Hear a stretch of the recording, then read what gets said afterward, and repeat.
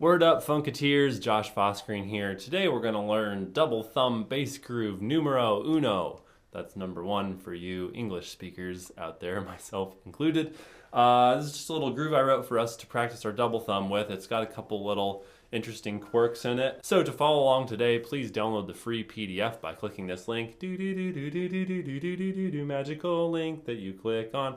And that's got full sheet music and tablature for this lick, including the right hand slap fingerings with the thumbs and the pops and the jello pudding. Let me just talk you through the pattern one hit at a time, since it's only 2 bars. So we're starting with the thumb down on the D, and then we're doing a thumb up on the D. So when you do the double thumb technique, for quick review, rather than bouncing off the string like you would for a normal slap, coming down through the string, coming to rest on the D string after you hit that D. And then just come back up, just slide the side of your thumb, slide the side of your thumb back off the A string. That gives you your basic double thumb pulse. And this groove for the first bar is basically keeping that kind of pulse feel going with some little variations. So you're going thumb down, thumb up, thumb. And now this is a little bit tricky. This 4-beat pattern here is thumb down, thumb up, regular thump, pop. So you have to switch from your double thumb technique to your normal slap technique. So you're sliding through the string, back through the string, then doing the slap rotation down your normal slap technique. So even though it just looks like thumb down, thumb up, thump, pop, the thumb down and thumb up are actually a slightly different thumb technique than the regular thump. So that's a little pattern that you can practice.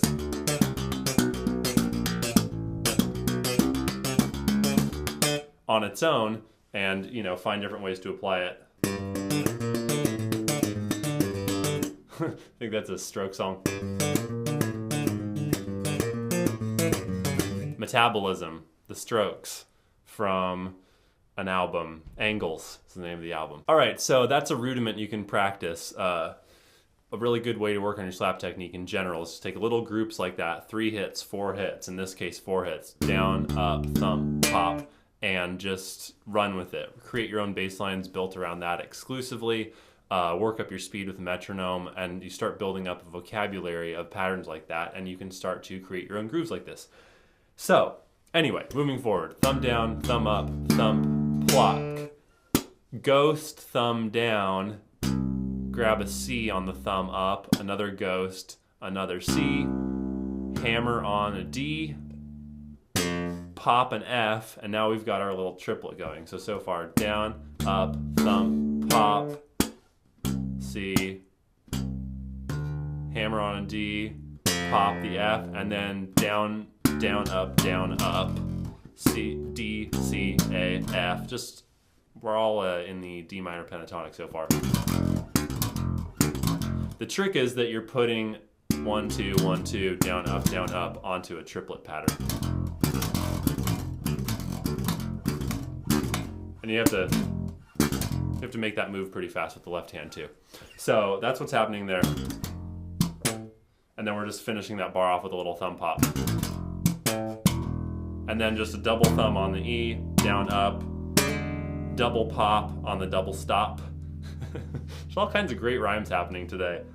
So double thumb, then double pop on the double stop. I'm sliding into those for a little bit of flavor. You can do that if you want to. Then same thing, double thumb on the A, and then the chord comes down a half step. Because on the E chord, this is an E7 chord, we've got the 7th is a D, the 3rd is a G sharp. When we go to the A chord, our 3rd is a C sharp, and our 7th is a G. So those guide tones just move down a half step. It's a cool little voice leading thing that happens when you move your dominant 7 chords in the circle of fourths.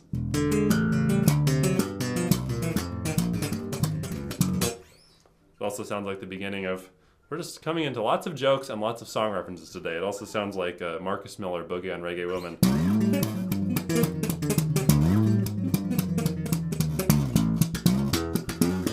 All right, that is off topic. Okay, so that's the whole groove. Let me play it for you slowly with the drums. 1, 2, 3, 4.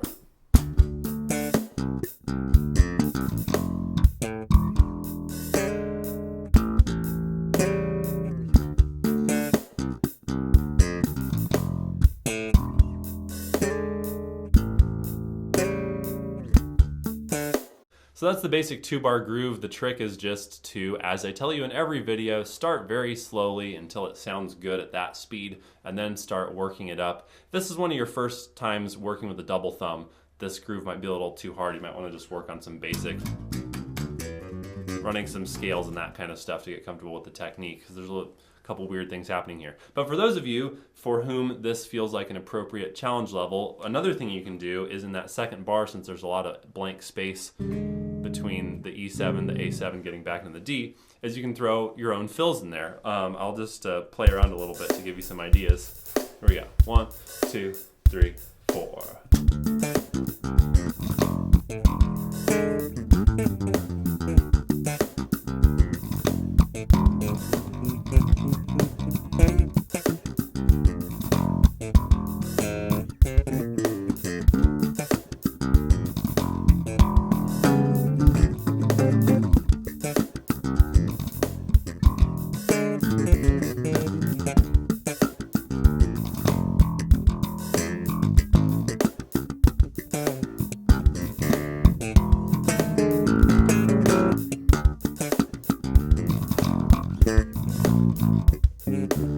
Look in the dictionary under sloppy and there you will find me. But anyway, so you can just duel around. You can play with, you know, E mixolydian to A mixolydian. I'm throwing a lot of alterations in there. I'm playing with, you know, like altered scales, maybe a little bit of diminished in there. Augmenting the A chord is really fun. However you want to do that, just taking the augmented triad and sliding it around through its inversions, even though you can't invert an augmented triad because it's symmetrical. You